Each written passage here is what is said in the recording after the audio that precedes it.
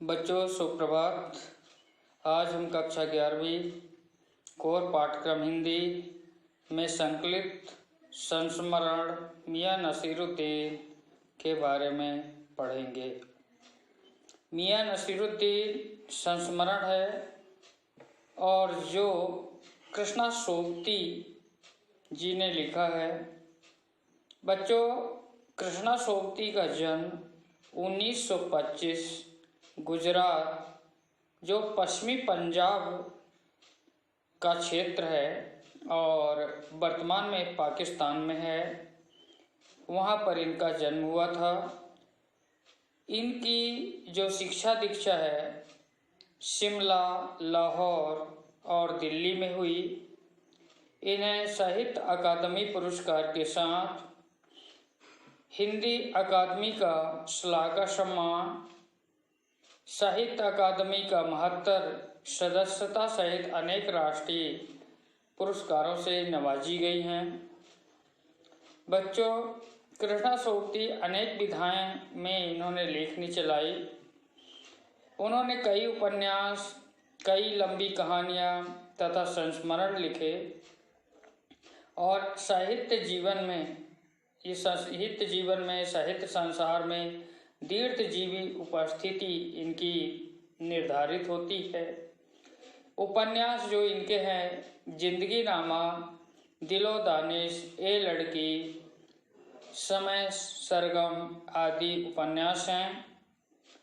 जो डार से बिछुड़ी, मित्रों मरजानी, बादलों के घेरे में, सूरजमुखी, अंधेरे के, ये कहानी संग्रह है। हम हशमत शब्दों के आलोक में, ये शब्द चित्र संस्मरण है। बच्चों, हमारे पाठ में मियां नसीरुद्दीन जो संकलित हैं, हम हशमत शब्द चित्र संस्मरण है और वहीं से इसे अवतरित किया गया है।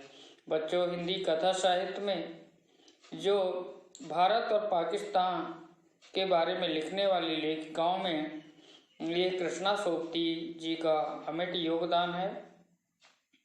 बच्चों, कृष्णा सोबती की तरह यशपाल जी ने झूठा सच, राही मासूम रजा का आधा गांव, और हम देखते हैं भीष्म साहनी जी ने तमस नाम की रचनाएं ये भारत और पाकिस्तान के विभाजन के स्वरूप लिखी। यानी उस विभाजन को भारत और पाकिस्तान को विषय बनाकर लिखा गया। इसी में कृष्णा सोबती का नाम भी इन्हीं में रेखांकित किया जाता है। बच्चों, इनके भाषिक प्रयोग में विविधता है। उन्होंने हिंदी कथा साहित्य को एक विलक्षण ताजगी प्रस्तुत की। उनकी भाषा में संस्कृतनिष्ठ तत्समता के साथ उर्दू का बागपन और पंजाबी की जिंदा दिली के साथ साथ रचनाओं में ताजगी और सरलता और सुगमता ये सहज रूप से पाई जाती है।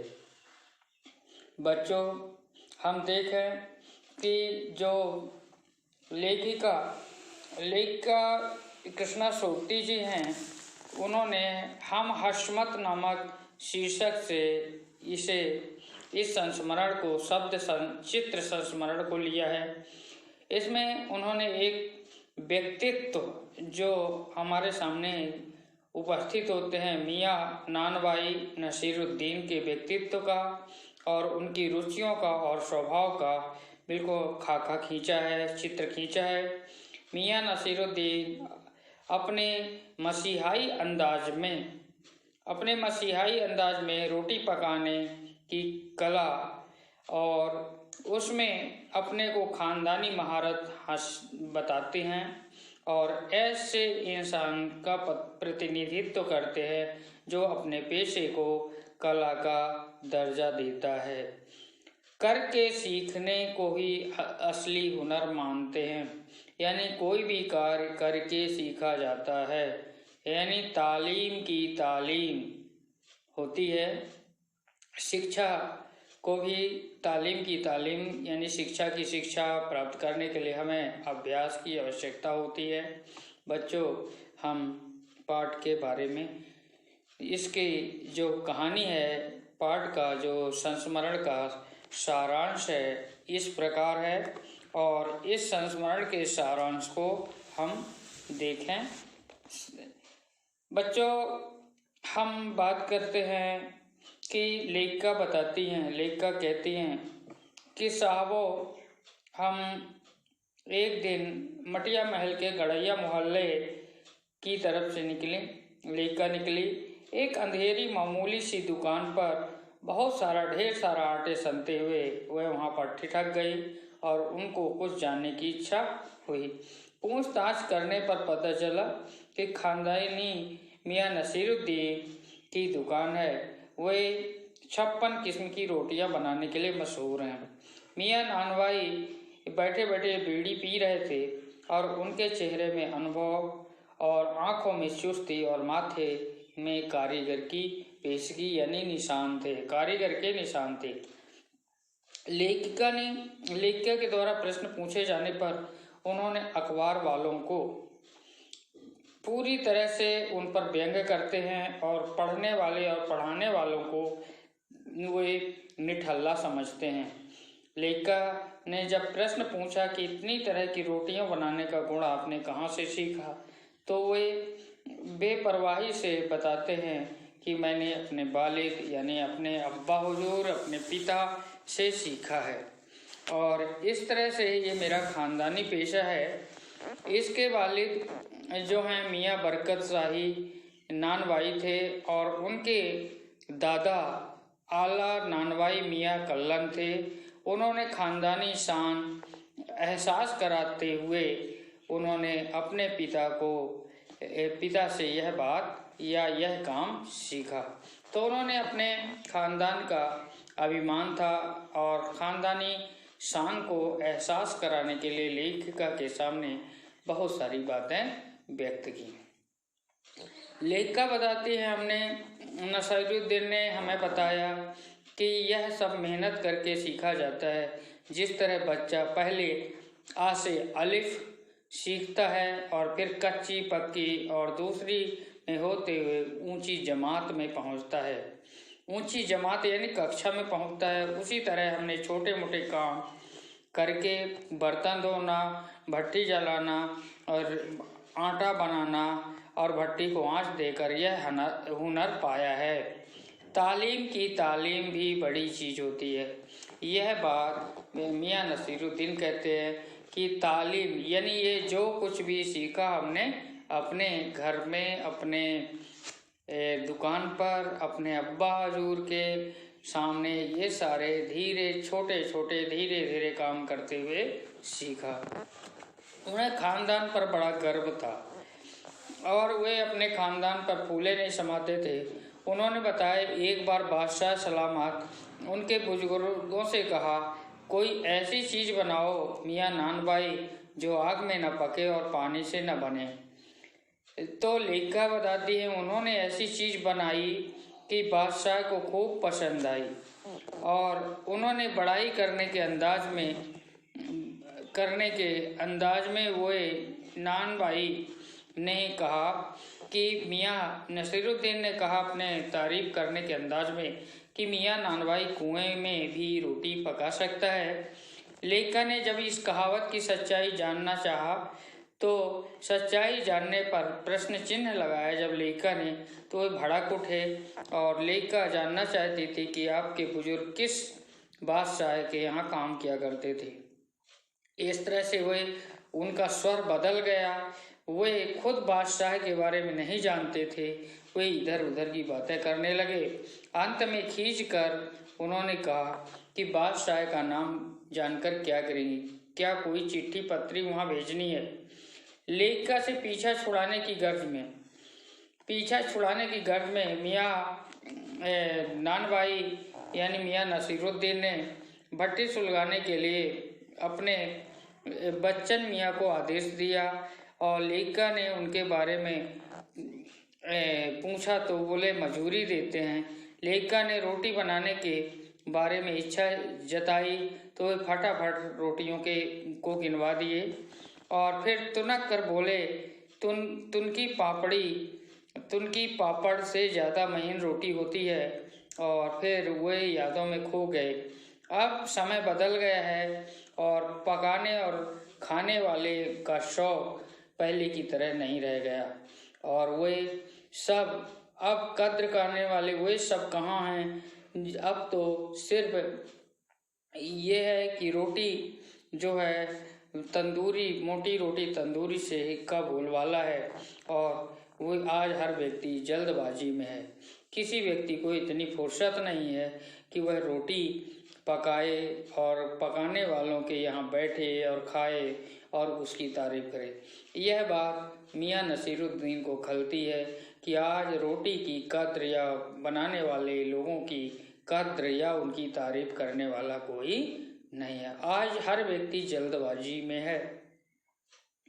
इस तरह से हम देखते हैं कि मियाँ नसीरुद्दीन का शब्द चित्र लेखिका ने खींचा है। लेखिका ने बड़े सुंदर ढंग से लेखिका ने मियाँ नसीरुद्दीन का शब्द चित्र खींचा है। देखिए मियाँ नसीरुद्दीन के बारे में लेखिका ने क्या बताया। मियाँ नसीरुद्दीन का चेहरा मोहरा कैसे दिखता है, वे किस तरह प्रतीत होते हैं।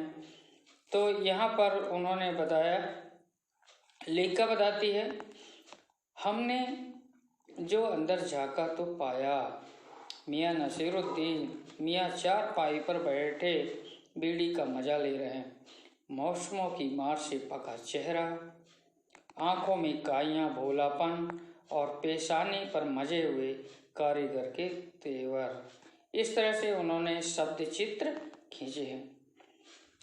मियाँ यहाँ पर जो लेखिका हैं कृष्णा सोबती जी हैं, उन्होंने यहाँ पर पूरी तरह से संवाद शैली में इस पाठ को लिखा है। और यही शब्द चित्र एक पैराग्राफ देखते हैं लेखिका ने किस तरह संवाद शैली में लिखा है।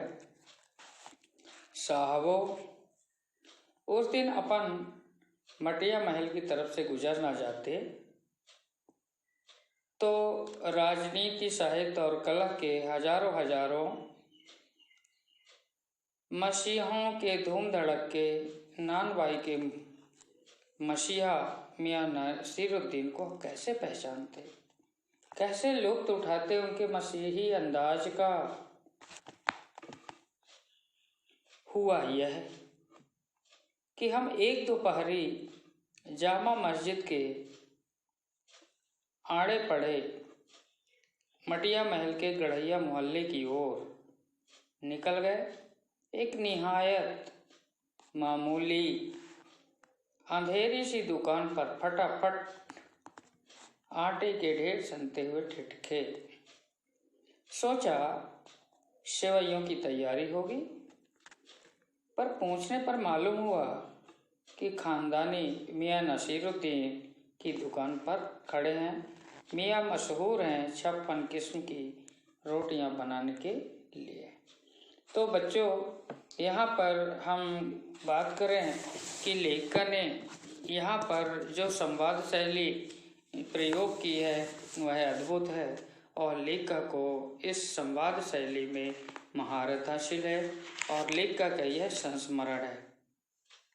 अब यहाँ पर हजार मसीहों के धूम धड़ाके से क्या अभिप्राय है, तो लेखिका ने बताया है, लेखिका ने स्पष्ट किया है कि राजनीति, साहित्य और कला के हजारों जैसे राजनीति और कला और साहित्य प्रेमियों का जमघट लगा रहता है, उसी तरह मियाँ नसीरुद्दीन की दुकान पर भोजन करने वालों का जमघट लगा रहता है।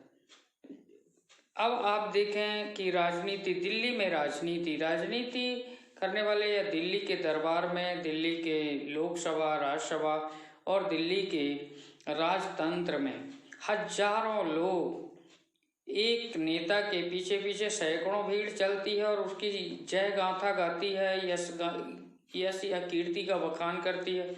उसी तरह साहित्य प्रेमी लोग किसी कविता, काव्य या साहित्य जगत में अपनी चर्चा जब हो रही होती है तो उस साहित्य प्रेमी के लोग होते हैं किसी साहित्यकार के चारों ओर घेरे उसे बैठे रहते हैं या उसके पास होते हैं। उसी तरह कलाकार के पीछे नव सिखुआ कलाकार लोग भीड़ लगाए रहते हैं। उसी तरह कई लोग या हजारों लोग यहाँ मियाँ नानबाई से कुछ सीखने के लिए उनके दुकान में काम करते हैं, या फिर भोजन करने के लिए, या भोजन जो पसंद करते हैं वे लोग उनके दुकान में भीड़ लगाए रहते थे। नानबाई किसे कहते हैं और यहाँ किस नानबाई का जिक्र हुआ है? रोटी बनाने और बेचने वाला कार्य को, जो कार्य किया जाता है उसे नानबाई कहते हैं। और यहाँ मियाँ नसीरुद्दीन नाम के नानबाई का जिक्र किया गया है। मियाँ नसीरुद्दीन की दुकान कहाँ है? तो बच्चों हम देखें कि यहाँ पर मियाँ नसीरुद्दीन की दुकान दिल्ली के जामा मस्जिद के गढ़ैया मोहल्ले के यहाँ मटिया महल के गढ़ैया मोहल्ले में है।